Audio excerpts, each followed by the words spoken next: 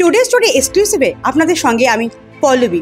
আর আজ আমার সঙ্গে যিনি আছেন তিনি পুরুলিয়ার মানুষ, মাটির মানুষ। তিনি পশ্চিমবঙ্গ রাজ্য তৃণমূল মহিলা কংগ্রেসের ভাইস প্রেসিডেন্ট সহসভাপতি সুমিতা সিংহ মল্ল।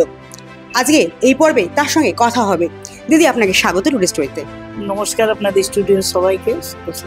আর আপনার সঙ্গে দেখতে পাচ্ছি জেলার নেত্রীরাও রয়েছেন, যদি একটু পরিচয় করিয়ে দেয়। আমার জেলার নতুন নবনিযুক্ত সভানেত্রী মিনু বাউরি, সাথে আছেন রাজ্য তৃণমূল কংগ্রেসের সেক্রেটারি নমিতা সিং মুড়া এবং সেই জেলা পরিষদের কর্মাধ্যক্ষ বাগমুন্ডি জেলা পরিষদ।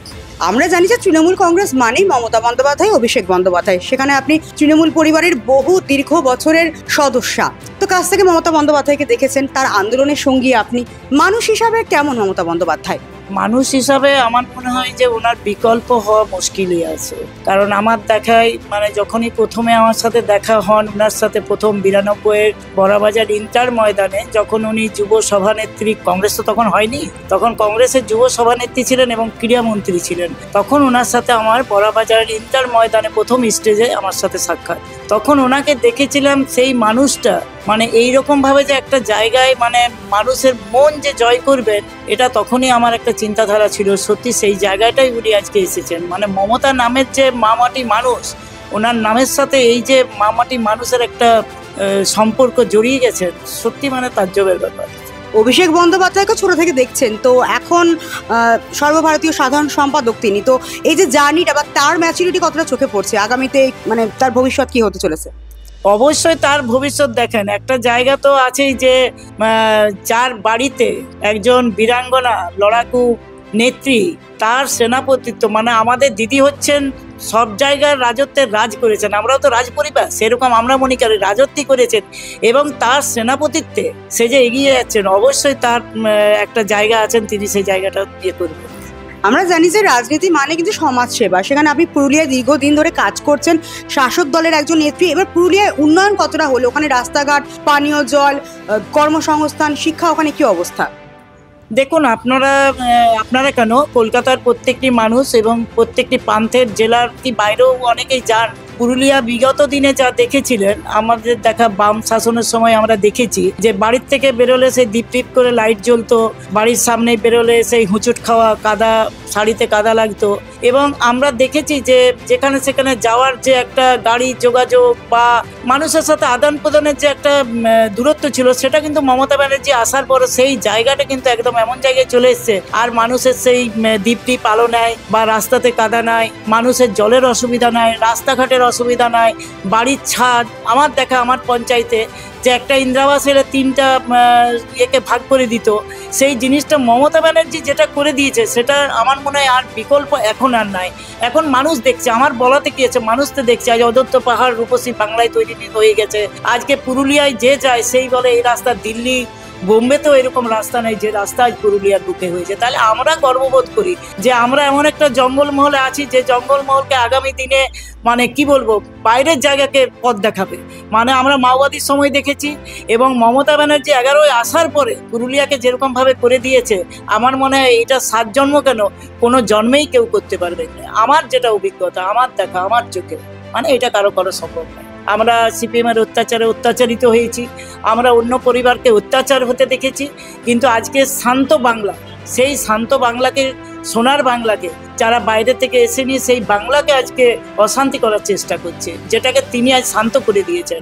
আমার মনে হয় সকলকে একত্রিত হয়ে এই জায়গাটাকে এ করা উচিত। আমার মনে হয়, আমার দেখা যেটা, সেটা আমি বললাম, কারণ আমি অনেক সাক্ষী আছি। যেটা এখন বললে হয়তো অনেকে বলে যে এগুলো ভুল ভাবতি, আমি সেই মানুষগুলোকে আমি আজকে আঙুল তুলে বলি যে আমার সামনে বলে দেখ না যে 1993-এর ঘটনা, 1984 সালের ঘটনা, 1983 সালের থেকে 84, 91, 92 যেগুলো আমরা দেখেছি, সেগুলো মিথ্যা। আমাকে একবার আমার সামনে দাঁড়িয়ে বলুক তো, চোখে চোখ রেখে বলুক যে না, এগুলা ইনারা মিথ্যে বলছে, তৃণমূল কংগ্রেস মিথ্যে বলছে। আর যদি আমার সামনে দাঁড়িয়ে সেই সিপিএম বা বিজেপির নেতারা বলতে পারে, সে সময় তো সিপিএম ছিল, তারাই তো আজকে বিজেপি, তারাই আঙুল তুলে আমাকে চোখের সামনে দাঁড়িয়ে বলুক যে না, সুমিতা মল্ল বলছে সেই জিনিসটা মিথ্যা, তাহলে আমি তাদের কাছে জুতার মালা পরে আমি গোটা পশ্চিমবাংলা আমি ঘুরে বেড়াবো যে না, উনি এইটা মিথ্যা বলেছে। কারণ আমার দেখা, আমি 1983 সালে একটা উপনির্বাচন ছিল জেলা পরিষদে, সেই নির্বাচনে আমি দেখেছি যে মানুষ যদি কোনো কাজ করে তাকে কিরকমভাবে অত্যাচার করা হয়। সামান্য একজন দাঁড়িয়েছিলেন 1983 সালে জেলা পরিষদের একজন প্রার্থী হিসাবে,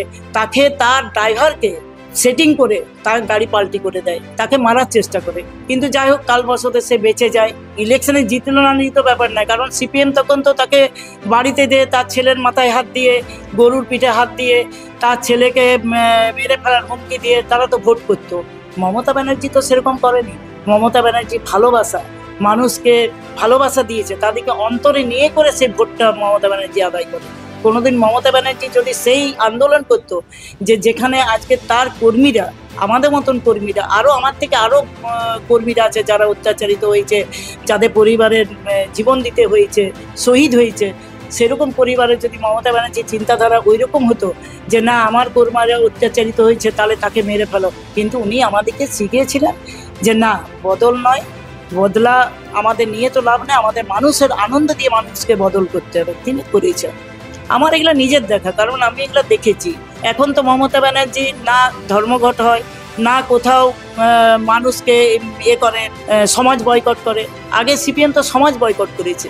84 সালের ঘটনা আমি নিজে প্রত্যক্ষদর্শী, কারণ কারো বাচ্চা হয়েছে, আমার নিজেরই হয়েছে।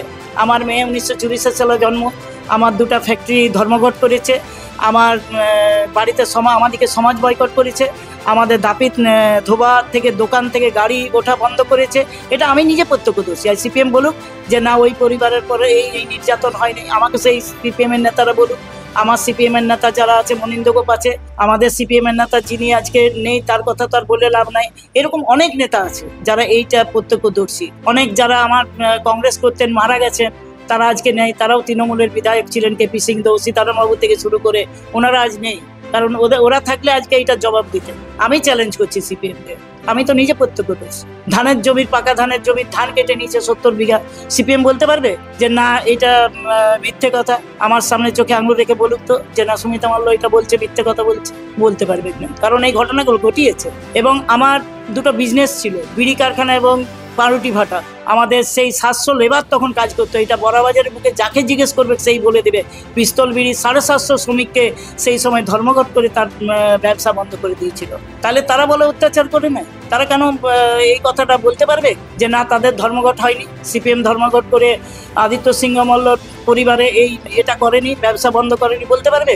যদি বলে দেয় তাহলে আমি নতমস্তক থেকে সেটাকেই করবো। যদি ওইখানের পাবলিক, সিপিএম পুরুলিয়া জেলার যদি মানুষ বলে দেয়, তাহলে আমি চ্যালেঞ্জ করবো তাদের সাথে, বলবো না, তাদের মধ্যে দম আছে, এটা বলে দেয়।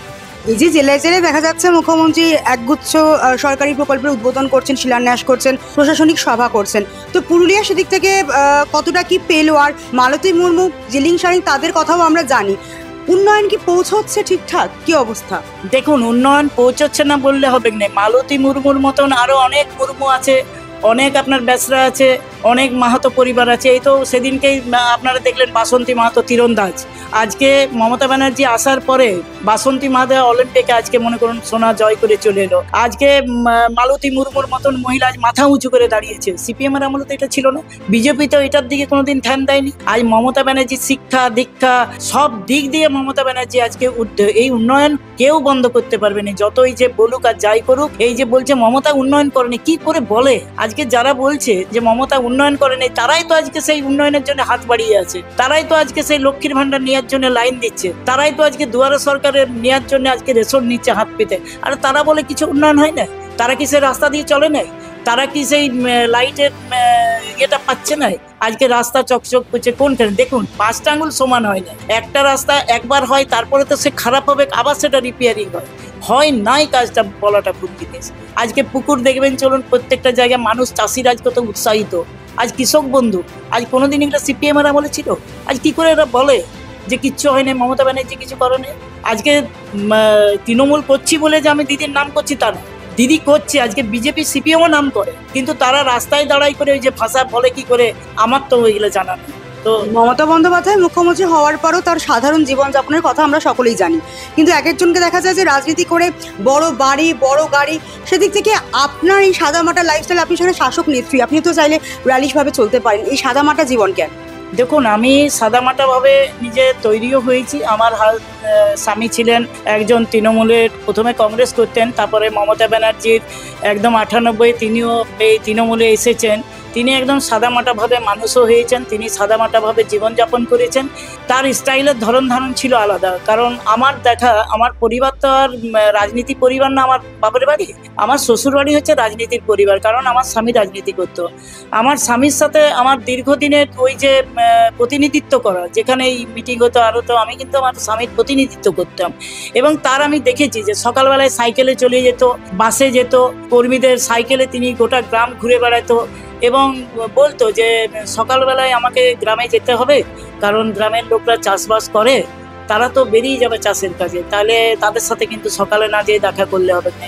তিনি সকালবেলায় সাইকেলে করে বেরিয়ে যেত, একজন তাকে সাইকেলে নিয়ে যেত, উনি তার পেছনে বসে যেতেন এবং কর্মীদের বাড়িতে যে সকালবেলায় খাটে বসে থাকতো এবং সব কর্মীরা এসে তারপরে বসতো যে না, বাবু সাহেব এসেছে, চলো আমরা যাই। এই যে তার জীবনযাপন, তাকে দেখেও আমার কিছুটা শিক্ষা, যে মাটির সাথে না বসে থাকলে কর্মীদের সাথে। কারণ আমি যদি সেই জায়গাটা নিজে মনে করি যে আমি উপরে থাকবো, তাহলে কর্মীরা আমার সাথে থাকবে, কর্মীদের সাথে কর্মীদের মতন হয়ে থাকতে হবে। যেমন মমতা ব্যানার্জি হয়েছেন, তিনি কর্মীদের সাথে ছিলেন, কর্মীদের অন্তরে ঢুকে গেছেন, তার মতন হওয়ার চেষ্টা করি। কারণ তার তো করিয়াঙ্গুলের যোগ্যতা আমাদের নাই, কিন্তু তার মতন ধরনটা শিখতে চাই, যে মানুষ আমাদেরকেও যেমন ভালোবাসে, যে এনারাও মমতা ব্যানার্জির সৈনিক। এই জায়গাটা তৈরি করার চেষ্টা করি। কতটা কি তৈরি হয় জানি না, চেষ্টা করে যাচ্ছি। এই যে সামনে বিধানসভা নির্বাচন, তো কি মনে হচ্ছে যে বিধানসভা নির্বাচন এবার, এই যে বিরোধীরা বলছে যে না এবার তৃণমূলকে উৎখাত করতেই হবে, বিরোধীরা বলছে তৃণমূলকে উৎখাত করতে হবে, ওগুলা দেখুন সেই ভাট বকার মতন হয়। কারণ যখন সিপিএম অত্যাচার করতো তখন এই বিজেপিরা ছিল কোথায়? আজকে তারা মানুষের অনেক কথা ভাবে, যে আজকে বলছে যে মানুষ অনেক ক্ষতিগ্রস্ত, মানুষের এই হচ্ছে, মানুষ এই অভাব। যেদিনকে মানুষরা ঘরের থেকে বার করে, সিপিএমরা মানুষকে নির্যাতন করতো, ঘরের থেকে বার করে তার ছেলেকে কেটে মায়ের সামনে তার মাকে রক্তভাত খাওয়াতো, তার চোখের সামনে একজন স্বামীর সামনে তার স্ত্রীকে ধর্ষণ করে গলায় দড়ি দিয়ে টাঙিয়ে দিত, সেই সময় এই বিজেপি ছিল কোথায়? যারা আজকে বলছে আমরা উৎখাত করে দেব। দেখুন, উৎখাত করা অত সোজা নয়, কারণ একবার তৃণমূলের ভিত যেখানে বসে গেছে, মানুষ অন্তরে বসে গেছে, সেখানে অত সহজ নয়। ওই উৎখাত করা, নিজেরাই উৎখাত হয়ে বাংলা ছাড়া কেন ভারত ছাড়া হয়ে যাবে সেই ব্রিটিশদের মতো, ওদের ভাটবকাই। আগামীতে যারা রাজনীতিতে আসতে চাইছেন তাদেরকে কি পরামর্শ দেবেন? দেখুন, আসতে তো সবাই পারে, রাজনীতিটা তো কারো একা সম্পত্তি নয়, রাজনীতিতে সবাই আসতে পারে, সবাই যেতে পারে, এটা কারো কোনো ব্যক্তিগত সম্পত্তি না। আমি মনে করি যার ভালো লাগে অবশ্যই সে তৃণমূলে আসবে। তবে আমি বলবো, যেটা আমার ব্যক্তিগত, যে তৃণমূলে ওই যারা ধান্দাবাজ ধড়িবাজ যারা ওই ব্যবসা করতে আসে, সেরকম লোক না আসাই ভালো। কারণ পার্টিটা একটা পার্টি, তো সেই পার্টিতে চারদিকে দেশে কলঙ্কিত করাটা আমার মনে হয় ঠিক না। এগুলা একটু ভাবারও দরকার আছে। তার জন্য আমাদের নেত্রী আছেন, সেটা আমাদের নেত্রী বুঝবেন, কারণ ওই অভিজ্ঞতা অতটা আমাদের নেই। নেত্রীর ওইটা নেত্রী জানে, নেওয়া নেই ব্যাপারটা নেত্রী বুঝে। কিন্তু তৃণমূলেও এখন এমন অনেক ঘটনাই ঘটছে যাতে নেত্রীকে অসুস্থতে পড়তে হচ্ছে। যেমন একের পর এক ঘটনা আমরা দেখলাম, কসবা কাণ্ড তো দেখলামই, যে টিএমসিপির ছাত্রনেতা তার সঙ্গে জড়িয়ে, সেখানে কলকাতা বিশ্ববিদ্যালয়ের যিনি ভাইস চ্যান্সেলর তিনি বলছেন যে মুখ্যমন্ত্রী এবার বলা উচিত যে এবার বন্ধ হোক টিএমসিপির প্রতিষ্ঠা দিবস পালন করা। না, এগুলা দেখুন কোথায় কি কাণ্ড। আজকে মনে করো আমি একটা জায়গায় আছি, আমরা তিনজন একটা ছবি তুললাম, তিনজনের ছবি তুলতেই পারি, আমরা তিনজন এখন তৃণমূল কর্মী। এবারে তিনজনের ভিতরে কে কখন কোথায় চলে যায়, কি করবে কি করলো নাই ঘটনা, সেটাকে নিয়ে একটা বিশাল কিছু করে দিয়ে সেটাকে একটা কালিমালিপ্ত করা হচ্ছে, আমাদের নেত্রীকে কালিমালিপ্ত করা হচ্ছে। আমার চোখে দেখায় এমন কোনো ঘটনা দিদির মানে সৈনিক কেউ করবে, আমার এটা বিশ্বাস না। মানে আমি ব্যক্তিগতভাবে বিশ্বাস করি না, একজন তৃণমূল কর্মী হয়ে। যেহেতু টিভির সামনে বাইট দেওয়াটা আমাদের নাই, কিন্তু তার মধ্যেও আজকে দিচ্ছি, কারণ অনেক কিছু জমে আছে ভিতরে, অনেক কিছু শুনি, বলতে পারিনি। তার জন্য এটা আজকে মনে হলো একটু বললে নিজের মনটাও হালকা হবে। এবং দিদিকে যে কালিমালিপ্ত করে, এটা মানে তাদের একটা কি বলবো, সাজানো গোছানো একটা মানে পরিকল্পিতভাবে চক্রান্ত করে যাতে মমতা ব্যানার্জি কালিমালিপ্ত হয়। এবারে মমতা ব্যানার্জিকে কালিমালিপ্ত করে তাদের যে কতটা লাভ আমার এটা জানা নেই। মানে এদের কারো কাছে পয়সা খেয়ে হোক বা করে হোক, তারা এটা কিন্তু করছে আমার মনে হয়। কারণ আমরা এইটুকুই বুঝি, আমি অনেক জায়গায় দেখেছি, এই যে রাজন্যাকে একজন এলো, মমতা ব্যানার্জি বলে তাকে স্টেজে দিয়েছিল, সে ছাত্র আন্দোলন করতো। এবারে তার মতন একটা মেয়ে ছেলে হঠাৎ এসে করে তৃণমূলের বদনাম করছে এই দিয়ে বলছে ওই এইটা করলো, ওই এইটা করেছে। এই যে বাচ্চা বয়স, এগুলাকে কি বলবো আর, মানে উঠ করে পড়ে উঠেছিল তো ঝপ করে নেমে গেল, তাদের এই দূরদর্শিতা নয়। আর আমরা অনেক গ্রাসরুট থেকে লড়াই করে এসেছি। আমরা কোনোদিন দেখবেন আজও পর্যন্ত, আমি আজকে প্রথম বাইট দিচ্ছি, কোনোদিন ওই টিভির সামনে বসে নিজেকে আড়ম্বর করি না বা এই বলতে চাই না যে আমি এই অমি, কারণ আমরাও তো অনেক লড়াই, অনেক কিছু হয়েছে। এই পুলিশের সাথে লড়াই করা, সিপিএম এর সাথে লড়াই করা, আমরা তরোয়াল দেখেছি, টাঙ্গি দেখেছি, রক্তাক্ত দেখেছি, বহু কিছু দেখেছি, কিন্তু কোনোদিন এই ফেসে আসিনি। কারণ এগুলা করে নিজেকে কি প্রমাণ করা যে আমি বিশাল একজন কর্মী, আমি এগুলো মনে করি না। মানুষ যদি আমাকে বলে হ্যাঁ সেই কর্মী, ওইটাই হলো আমার প্রাপ্য, নিজে বড়াই করার প্রাপ্য। মানুষ বলুক যে সুমিতা মল্ল সমাজে লড়াই করছে, একজন মমতা ব্যানার্জির একনিষ্ঠ কর্মী, আমি এইটা চাই, সবাই আমাকে বলুক, আমি নিজে কোথাও বড়াই। এবং যিনি আমাকে হাত ধরে আজকে এই জায়গায় বসিয়েছেন, আমি আজকে জেলার একটা জায়গায় ছিলাম, আজকে আমি রাজ্যের এসেছি, তার কিন্তু অবদান হচ্ছে মাননীয় আমাদের ক্যাবিনেট মিনিস্টার যিনি আছেন এবং রাজ্য মহিলা তৃণমূল কংগ্রেসের সভানেত্রী চন্দ্রিমা ভট্টাচার্য মহাশয়। কারণ আপনি আমাকে যথেষ্ট শ্রদ্ধা করেন এবং বোনের থেকে মানে কি বলবো, নিজের মেয়ের মতন আমাকে শ্রদ্ধা করেন। আজকে যেটুকু বলা, যেটুকু জায়গায় দাঁড়িয়ে, আমি কিন্তু চন্দ্রিমাদির জন্য, মমতা ব্যানার্জি অবশ্যই, কারণ তার সৈনিক, এবং হাত ধরে যেটা নিয়ে আসা সেটা হলো চন্দ্রিমাদি, তাকে আমি শতমস্তকে প্রণাম করি।